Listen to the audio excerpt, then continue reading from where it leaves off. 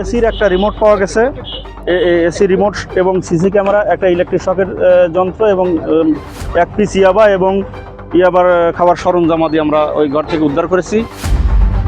যে ঘরে দুই বেলা খাবার জোগাড় করাই কঠিন হওয়ার কথা, সেই ঝুপড়ি ঘরেই চলছিল এসির ঠান্ডা বাতাস, আর পুরো এলাকা নজরদারিতে ছিল সিসিটিভি ক্যামেরার আওতায়। যেন কেউ কাছে আসলেই আগে থেকে খবর পৌঁছে যায় মালিকের কাছে। প্রশ্ন হলো, একটি ঝুপড়ি ঘরে এত নিরাপত্তা আর বিলাসিতার প্রয়োজন কেন? সেই প্রশ্নের উত্তর খুঁজতেই অভিযান চালায় পুলিশ। উন্মোচিত হয় নোয়াখালীর চাটখিলের আলোচিত এক মাদক সাম্রাজ্যের গল্প।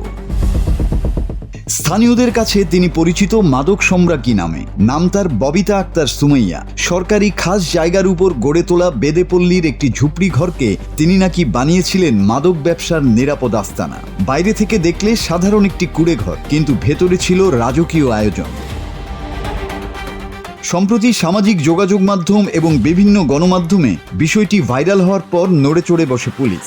রোববার বিকেলে অভিযান চালানো হয় সেই বহুল আলোচিত আস্তানায়, কিন্তু অভিযানের খবর আগেই পৌঁছে যায় সুমাইয়ার কাছে। ফলে পুলিশ পৌঁছানোর আগেই গা ঢাকা দেন তিনি।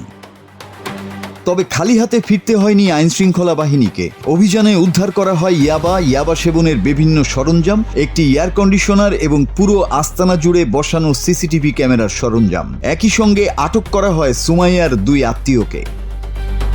স্থানীয়দের অভিযোগ, বহু বছর ধরেই এই আস্তানা থেকে প্রকাশ্যে মাদক ব্যবসা পরিচালনা করা হচ্ছিল। শুধু ব্যবসায়ী নয়, আইনশৃঙ্খলা বাহিনীর গতিবিধি এবং ক্রেতাদের চলাচল নজরদারির জন্য ব্যবহার করা হতো প্রযুক্তি। সিসিটিভির মাধ্যমে আগে থেকেই খবর পেয়ে যেতেন তারা। অভিযোগ রয়েছে, একসময় আওয়ামী লীগ নেতাদের সহযোগিতায় ব্যবসা শুরু করলেও বর্তমানে বিএনপির কিছু নেতার আশ্রয়ে তিনি সেই কার্যক্রম চালিয়ে যাচ্ছেন। পুলিশ জানিয়েছে, সুমাইয়ার বিরুদ্ধে রয়েছে 7টি মাদক মামলা। ইতোমধ্যে 6 বার গ্রেপ্তারও হয়েছেন তিনি, কিন্তু প্রতিবারই জামিনে বের হয়ে আবার ফিরে গেছেন পুরনো ব্যবসায়। তাকে ধরতে গিয়ে বিভিন্ন সময়ে হামলার শিকার হয়েছেন পুলিশ সদস্য ও স্থানীয়রা।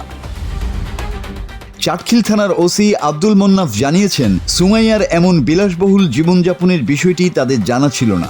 অভিযানের খবর পেয়ে তিনি পালিয়ে গেলেও তাকে গ্রেপ্তারের জন্য একাধিক টিম মাঠে কাজ করছে। মাদক অভিযানের অংশ হিসাবে আজকে আমরা এই অভিযান পরিচালনা করেছি। আপনারা দেখতে পাচ্ছেন এক পিস ইয়াবা এবং ইয়াবা খাওয়ার সরঞ্জামাদি এবং একটা সিসি ক্যামেরা, যে সিসি ক্যামেরা ইউজ করে তারা পুলিশ আসে কিনা এবং কে কোনো মাদক বিরোধী অভিযান সেখানে পরিচালনা হয় কিনা তা অগ্রিম তথ্য জানার জন্য, যেহেতু এটা মেইন রোডের সাথে জায়গা, এগুলো অবজারভেশন করার জন্য এই সিসি ক্যামেরা লাগাইছিল।